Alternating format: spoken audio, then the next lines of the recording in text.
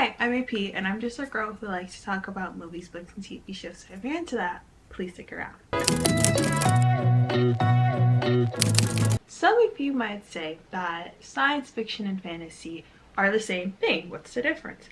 Others might say there's a massive difference between these two dramas. They're not the same at all. And in reality, you're both wrong because it lies somewhere in the middle, okay? Honestly, I don't think most people know what makes them different because they do this a lot of the times depending on the type of media that you're consuming. And once we add horror into that equation, it makes it even more complicated. However, it's easier to understand why some people will like horror movies and why some people might not be into it. But when it comes to science fiction and fantasy, because they are very similar yet different at the same time, it's kind of fascinating to see how people either love it, hate it, or like they're kind of in between. Like I said, I think it's super interesting how some people, including myself, are more drawn to fantasy while the other side is more drawn to science fiction. And because of how my brain works, I wanted to know why. Like, why is there this difference and why do some people vibe with it and why some don't? And yes, you can like both. Right now, I want to dive into the more fun part as to what makes these genres different and why they're so unique and yet similar at the same time. Honestly, if you think about it, they kind of attract two different types of audiences in my opinion. And it's just kind of fascinating to see how these people are so different yet very similar, but like are convinced of the other group. That's the whole thing. We're not gonna get into that. But I think it's really fascinating how when these genres come together, science fiction and fantasy, and combine, they make something that's a bit, not completely different, but different, and it breaks all the rules that make the genre the genre. Now, before anyone says anything, yes, genres have rules. If you're doing a comedy, if you're doing a thriller, if you're doing a mystery, romance, there are certain rules or unspoken rules to make them fit within that genre. Okay, I'm gonna be honest. So I'm not really into science fiction. It's not my cup of tea. I'm not into like the big like techie dystopian kind of like, it's not my cup of tea, right? But I don't completely dislike it. I am more of like a level 1 or a soft fiction type of person. So think Resident Alien or I can't think of them right now. But when it comes to fantasy, oh my god, when it comes to high fantasy, I will eat it up all day. I love me. Give me a girl fighting a dragon any day of the week, okay? I love fantasy. It is one of my favorite genres in the planet, okay? Take me to a whole new world. I love the world building that comes with fantasy. However, I can't necessarily say the same thing about sci-fi. Again, when we get into that dystopian mess, it's not for me, okay? But that being said, I do love me a good time travel story, all right? I do like a good, like, let's go to the future or let's go to the past and mess some stuff up. It gets messy and I enjoy it. I do enjoy like on like a more serious note, the concept of being able to go back in time and try to fix the future, even though you're risking your future and your present that you have now. And no matter how hard you try to fix it or correct your mistakes, something's always going to be amiss or not completely whole versus when you've lived your actual timeline. And I just think that that's a really cool concept to explore when watching science fiction or when watching time travel like movies. However, that also highlights why I overanalyze everything, because when it comes to time travel, there tends to be a lot of plot holes that the writers forget about, especially if we're talking about a series. I think it's more passable in a movie a lot of the times, but when you're talking about a series, and I tend to watch more series than movies, which is funny because I was a film major, so it's like, anyway. But especially within series, it's a little bit more telling of how flawed the writing can be or how overcomplicated they try to make it, because I understand the complexities when it comes to time. It's a concept that we've created as humans that we don't completely understand it ourselves. We're constantly evolving in X, Y, and Z, right? And I'm not expecting a TV show or a movie to explain that into me entirely. However, if you are writing a story, you need to be able to sell me on it in a way that is convincing and have it feel complete, even if you don't think it is complete. I do have higher expectations because I do expect a media that is heavily influenced by science to understand the rules of science. What's the point of having a science fiction movie if you're not going to have science-based facts within it. The biggest part of science is that it's based in facts and proven evidence.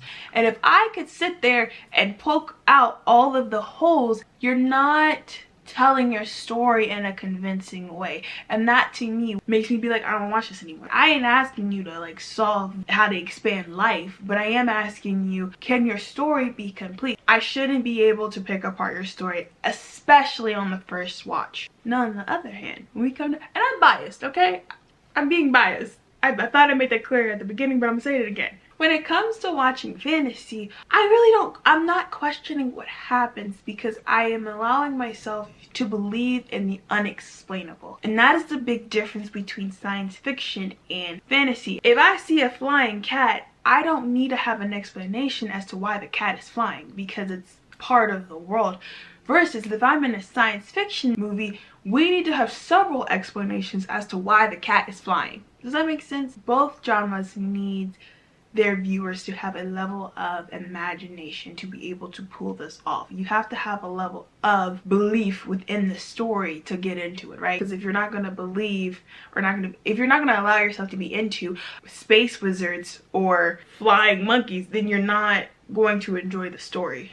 And so there has to be that level of like, okay, I'm going to believe in this, or I'm going to turn off my brain. You need to let yourself fall into the illusion that is being created for you, right? So for instance, The Flash, right? I love The Flash. I don't care what anyone says, and I love it like unironically, so don't come at me. It's such a good show for what it is. Anyway, you have to believe that Barry got his powers from the particle accelerator exploding, and it's created this new way of metas, right? Or in Spider-Man, you have to believe that he was bitten by a radioactive spider and he now has superpowers, even though we know in both instances Barry probably did and Spider-Man probably did. Then if you compare that to Catwoman, who got her powers from magical cats, or Wonder Woman, who was literally a daughter of a god, you have to have that level of disbelief. Now, that being said, both these examples exist in the same world, right? You have sci-fi and fantasy overlapping. They're kind of breaking both of their rules to coexist in the same world. And when it comes to comic books and like the superhero genre, I personally will categorize that as its own drama within itself, because it breaks so many of the rules for fiction and fantasy that it's like its own genre. And that genre is called science fantasy. It's a very inventive name, you know? However, I'm talking about how these dramas stand alone, okay? And to touch further on this, we actually have to explain the many different levels of each one of these. Yes, there are levels to each of these genres, and I like to talk about it, so we're gonna talk about it. Now, this isn't necessarily like the official document, okay? I have a professor who kind of like explained it to me. And the one thing about like film media and all of these different things is that yes, there are certain rules, but they're not certain rules, and they're kind of like up for interpretation to a degree, so like take it with a grain of salt if you want. Now we're gonna start with my favorite genre because I love fantasy and I want to talk about it first. Here's a chart that is kind of like the closest to what I was being able to find to like how the levels work within fantasy. This isn't exactly accurate, but it's good enough for what we need it for. So starting off with low fantasy. It's kind of self-explanatory, but low fantasy is basically the smallest amount of magic within it set within the real human world rule book, right? You're able to kind of explain away the magic, and this is where I think supernatural worlds enter the playbook a little bit more, because it's kind of like, you know, it was an animal attack, it was werewolves did it, or oh, there's a murdering spree, there's a serial killer, there was actually vampires eating their meal. Like, you can explain away magical elements that happen within the world, and most people wouldn't bat an eye. And examples of that would be like Merlin, Vampire Diaries, and Supernatural, because again, there's a small pocket within the world that is easily explainable. Then we move on to urban and contemporary fantasy. Depending on who you ask, I personally believe urban is like a subgenre within contemporary fantasy, but basically it just means that it's kind of set in present day, and urban just means that it takes place in a city. So for instance, Harry Potter, Percy Jackson, Legendborn, these are all series, movies, and books that take place in present day and within a city, within a school, X, Y, and Z, right? But there's this whole other hidden world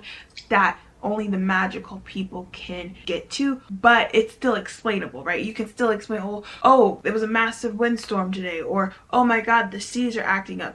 Even though those were the gods or the goddesses controlling that, the real world's going to be like, oh, crazy weather, right? I also would like to note that with urban fantasy, it does tend to be darker and grittier and like a lot more dangerous and brooding. That doesn't mean it's dark fantasy. Dark fantasy is its own thing, but it is kind of on the cusp of that. But it's still, again, set in a city, hidden world. Everything can be explained. Dark fantasy, low-key, if I'm being honest, it's like the darker version of a fairy tale. It's like the emo sibling. That's the vibe that I can give it to you. Like, it is a bit scarier and it's a bit more thriller inducing in a way, but it's not horror fantasy. Horror fantasy is a completely different thing, okay? It can have horror elements in it. You're likely to see your hero get a happy ending, whereas in a horror movie that's not gonna happen, right? Coraline or Pan's Labyrinth, these movies, they often sometimes have like open endings. That's the best way to like describe it, right? Dark fantasy is almost like you're living through a nightmare, and sometimes it has a happy ending and sometimes it has an open ending. Horror fantasy, just to put a little insert of that in here, that's gonna count as like The Crow, Nosferatu. Yeah, it's kind of self-explanatory at that point. And then you have magical realism and high fantasy, and that's where we're getting into Lord of the Rings, The Hobbit. High fantasy means it is its own world, but that's basically the levels to it, right? And I didn't really touch on it, but epic fantasy, high, and magical realism are basically all the same thing. The only difference that makes it an epic fantasy is that the characters are going on an adventure, but in a lot of fantasy the characters are going on an adventure. That's why I kind of like left it out there, but it's still in that realm. Okay, so now that we got that clear, we're gonna move on to science fiction. Does not have as many levels to it as fantasy. Like I said, it's a lot more, not simpler, but it's not gonna have that many layers to it, right? It probably has about like 3, but those can be categorized within each other, but I digress. So here's another chart. Now the only issue with this chart is that it has science fiction within the fantasy world, and no, I'm gonna tell you why. We're only gonna really pay attention to these 2 sections right here, but I'm gonna really explain this section with like under fantasy and tell you why it's wrong. If it is science fiction, it's going to be under science fiction. Unless it is science fantasy, then it would be under science fantasy, which is its own genre. Okay, cool. The second thing is, if it is a science fiction and it's a romance, it's a science fiction romance. If it's a science fiction and it's a drama, it's a science fiction drama. It's not a science fiction fantasy. That's not supposed to be there. But this chart is like the best one that I could see to like describe all of it. Anyway.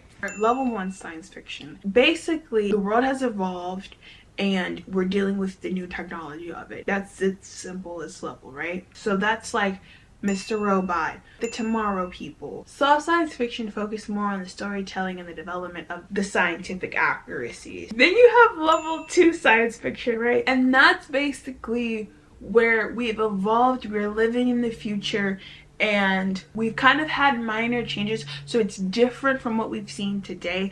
But again, not much has changed. You know, I think kind of going back a little bit, backtracking a little bit, level 1 or soft sci-fi is basically the beginning stages of technology kind of becoming like this big part of our lives and becoming a big part of who we are, and these really cool scientific breakthroughs, right? Level 2 is more medium, the science fiction.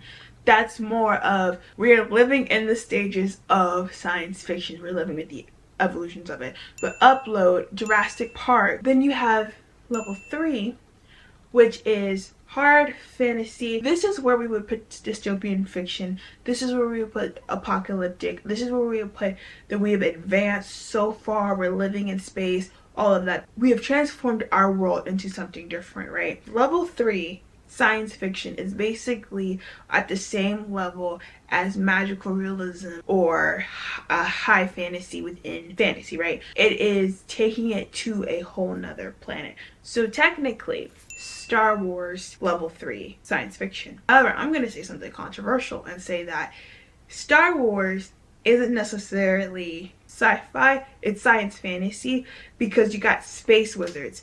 And wizards are in the magical realm of fantasy. So now you're combining sci-fi and fantasy, and now you're making science fantasy. That's where it belongs. Don't hurt me, I'm just telling you the truth.